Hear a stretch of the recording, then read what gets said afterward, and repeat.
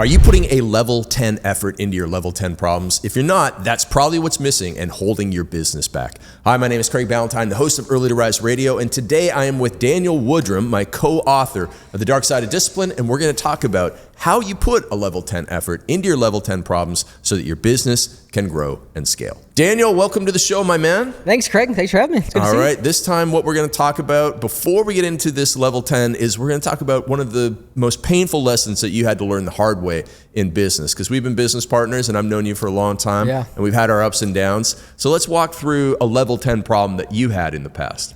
Yeah, so Craig and I owned Fit Body Bootcamp locations, and we had a location in Charleston, South Carolina. We ran that for a year, and then we opened up a second location in Greenville, which is about 3 hours north. And so we're in that location. We had two locations about 3 hours apart. And so my wife and I were kind of splitting time between both locations, but we also had a manager in place who was running our first location as we were getting the second location up and running. And there had been some tension in the relationship with that manager. And I sort of just, my wife and I, especially me, just turned a blind eye to it. Said, no, it's okay. Like, things are going okay. Like, the money's coming in. We're getting new clients signed up. Like, everything's okay, right? Like, let's just turn a blind eye. Let's just focus on the second location. That's the most important thing right now. And it just kept getting worse and worse and worse. And one thing that I've realized, Craig, is that if you just address an issue right away, it becomes a lot easier. But the longer you let something go, the harder it becomes to address it, right? Because more things come up. You procrastinate more on it. You're more worried about what's going to happen. And eventually we found out that not only was this manager taking money from us, we ended up firing him eventually because we found out he was doing a lot of unethical things. He leaves. He takes almost half of our clients from us at that gym location, because the problem was my wife and I were at the other location, so he was the face of that gym. So everybody knew him, right, as the face of the gym. So he ended up opening up a location down the street, just his own mom and pop gym, took a bunch of our clients. And I got super resentful. I got really upset. Like, I can trust nobody. Like, this is why I should just do everything myself, right? And when I realized that all that stuff, well, first of all, within about 6 months, he shut down. He couldn't survive, right? Secondly, I realized is that you've got to put a level 10 effort into your level 10 problem, because that was clearly a level 10 problem, but we just kept pushing it off to the side, focusing on something else, procrastinating on solving that problem, and then it festered into that disaster, if you will. So walk us through what you mean by level 10 effort into the level 10 problem and how important that is for entrepreneurs to address that. So we all have a level 10 challenge or level 10 problem in your business. It could be a lack of A player. It could be a lack of expectations. You have a lack of A player agreements in your business. It could be an unstable business partnership. It could be maybe you have somebody on your team that is underperforming that you know needs to go, but you keep turning a blind eye to it, hoping that maybe it'll go away or it'll solve itself. So we actually have a coaching client. It's a husband and wife, and they own a healthcare company. Yep. And they joined our coaching program a while back, and it became obvious to you and I, Craig, that they had a level 10 problem in terms of lack of communication, lack of alignment with their third business partner. Yeah. And they kept putting it off. They kept working on LinkedIn and working on getting new clinicians, all these things, which again needed to be done, but they were ignoring their level 10 problem. And I remember you and I saying, like, you guys have to address this. You guys have to put together a very clear agenda, have a very direct meeting, mastermind meeting, if you will, with your business partner, get aligned, get everything laid out, get a very clear vision, and solve some of these problems. And I'm pretty sure they said something like, yeah, we'll do it in a few months. Like, no, this needs to happen right now. Like, this is an immediate issue, a 10 out of 10 challenge. And so you and I helped them create this very clear agenda. They ended up preparing for it. We role played with them, so they felt very comfortable. They had a meeting with their third business partner, and it went even better than expected. They laid everything out. They got very clear on what was going on, who does what. And the last, it's been, I think, maybe 8 weeks or so, like, everything else has become easier because they solved that level 10 and 10 problem.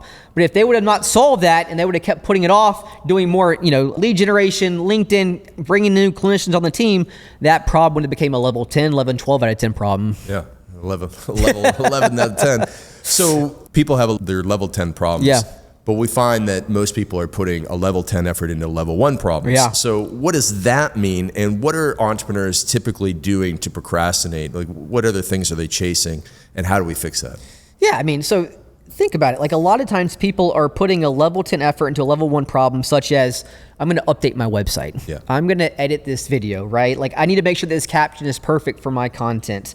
It might even be one of those things where you have a level 10 problem in terms of closing, right? You're getting plenty of leads, but your closing is the biggest issue. But you're putting a level 10 effort into getting more leads when your actual issue is closing.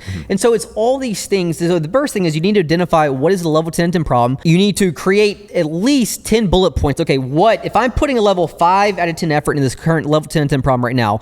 What do I need to do to get from a 5 out of 10 to a 10 out of 10? Yeah. And just write those action steps out one by one, and then just create systems and an action plan to be able to get up to that level 10 out of 10 problem. And then when they have that in place, how do they make sure they follow through on that? Yeah, well, I mean, really it comes down to accountability, right?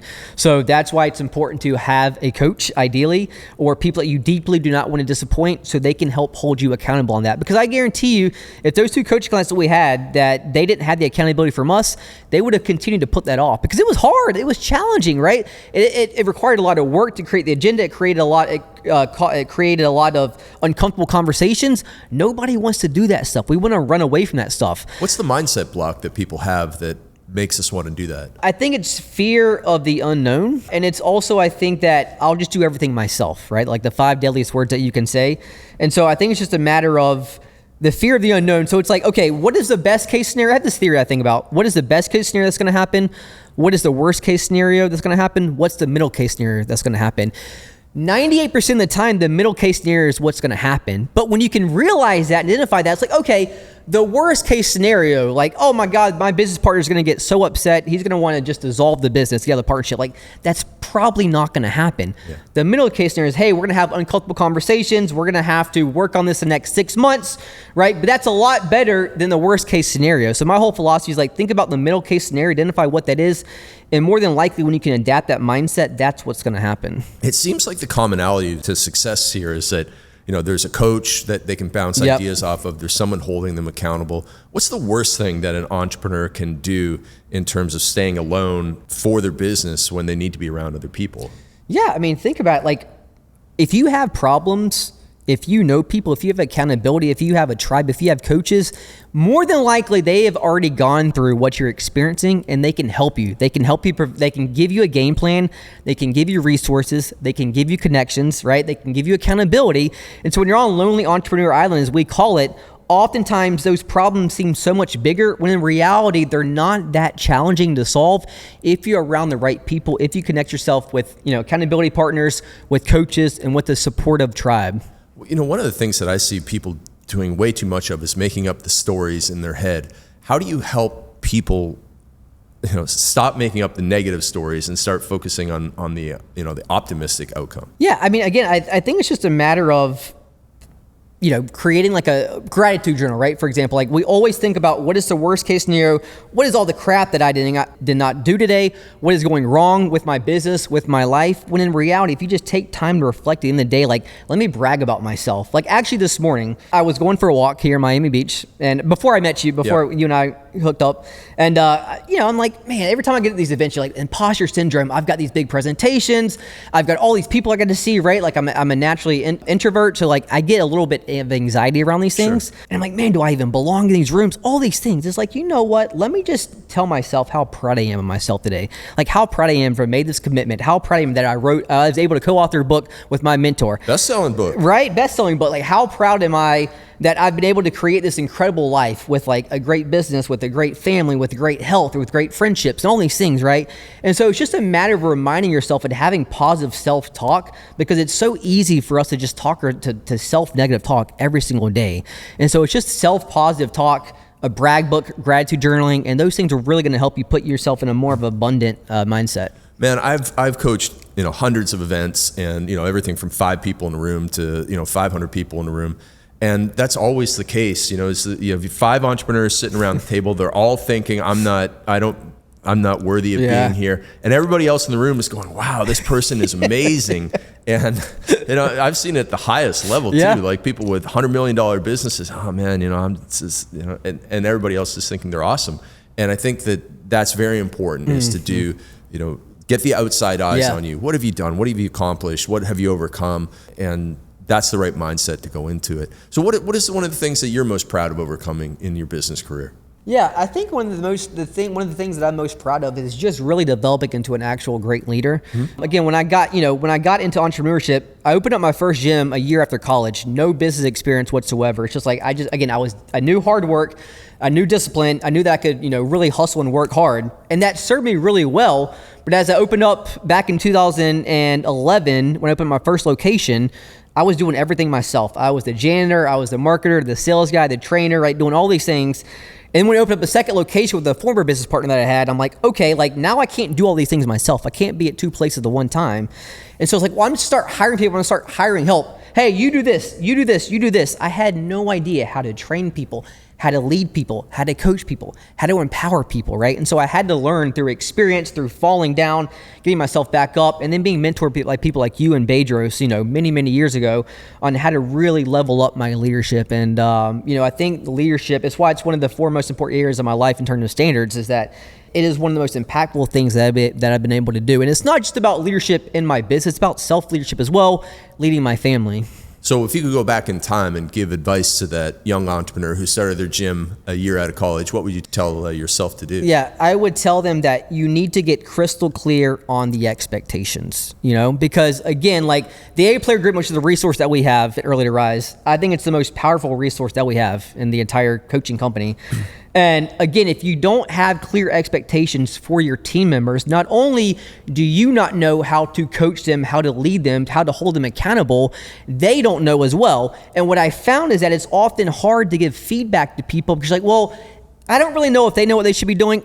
I don't even really know what they should be doing, right? And so there's just a lack of clarity, lack of expectations, and then things just continue to get worse and worse and worse, and you're not able to solve them because you didn't have clear expectations. You didn't come to an agreement of what is expected from both sides, from you as a leader, and then from them as a team member. So if somebody doesn't have that, is it like, do I have to fire this person, or how do they implement them with somebody who's been around for 5 years? Yeah, so great question. And the last thing you want is to feel like someone feels like you're micromanaging them. It's like, hey, I came across this really incredible resource. I realized that I've done you a disservice as your leader. I have not given you crystal clear expectations on what is expected of you. And I'm sure that's caused a lot of stress, a lot of uncertainty. So for that, I take extreme ownership. But what I would love to do moving forward is I want to sit down with you. I want to get crystal clear on what is expected of you on a daily basis, on a weekly basis, and on a monthly basis. And we're also going to create KPIs together so you are crystal clear on what is expected of you. So now you can do your position even better. You'll be able to grow within the company, and I can help hold you more accountable because we're now both crystal clear. So when you present it like that, they're very understanding of it. It's easy to create A-Play agreements with new people coming in the business because they don't know any better, right? But it is hard when you let somebody get away with things for so long. But if you take ownership first, meet with them together, go over all this stuff with them together, then you're going to get a lot more buy-in from them. I think that's one of the best things that you've been teaching our clients is, not the A-player stuff, but the extreme ownership aspect of it, the extreme personal responsibility. So why don't you tell us, what you teach people and then how this has helped, improve your life too? Yeah. So again, it's easy. If you don't take ownership, you can never actually come up with solutions. You're always you're blaming other people. And so you're putting more emphasis on the problem as opposed to solution. So I created this thing that I call the feedback freak system. And when you take ownership, what I found for myself is I'm a nice guy. I'm a Southern guy, nice guy. I don't like confrontation. So I'd always find it hard to be able to address certain things with team members, or even like my wife, Brittany, because I don't want her to get defensive. I don't know how to approach this. So if you take ownership first, hey, I realize that I have failed you in this position. I have not given you clear expectations, for example, right? So when you break down that wall, you're taking ownership. You're not pointing the finger at them. You're pointing the finger at yourself first and taking ownership. So that kind of breaks down the wall and the friction. And then it's saying, instead of saying you, it's like we, because you are in this together. And so when you can approach it like that, right, it allows people to be a lot more receptive, and allows you as the leader and the owner to be able to come up with solutions because you are taking the ownership and you're not deflecting the blame on somebody else, which just exacerbates the problem. So that's awesome. That is definitely a level 10 problem in most people's lives. And so, if somebody was like, man, how do I go about doing this? What would be the plan for that? Yeah. So I would first think about, okay, so for example, with the coaching clients that we had that had the partnership issue, right? Yeah. It's like, okay, so first what you're going to do is I want you to write down all the things that you need to take ownership of. Like, how is this business partnership your fault? Okay. Like, write down, take ownership of it first. Okay, accept that ownership, and then what can you do to solve that, right? What can you do to overcome that? Have everybody get aligned with that. Everybody writes down how they're at fault with that, and then you take ownership. You come up with solutions yourself, right? Because I remember, Craig, one time I don't even remember, you've said this a few times, but it's like, don't come to me with a problem, come to me with a solution, right? And so don't come to me with problems, take ownership, come to me with solutions. Let's put our heads together and let's create a game plan and get aligned moving forward. Awesome, man. Daniel, you were the co-author of our best-selling book, The Dark Side of Discipline. Appreciate you. And this is Craig Ballantyne from the Early to Rise radio show. If you want to learn more about coaching with Daniel, just drop coaching in the comments down below and we'll get back to you.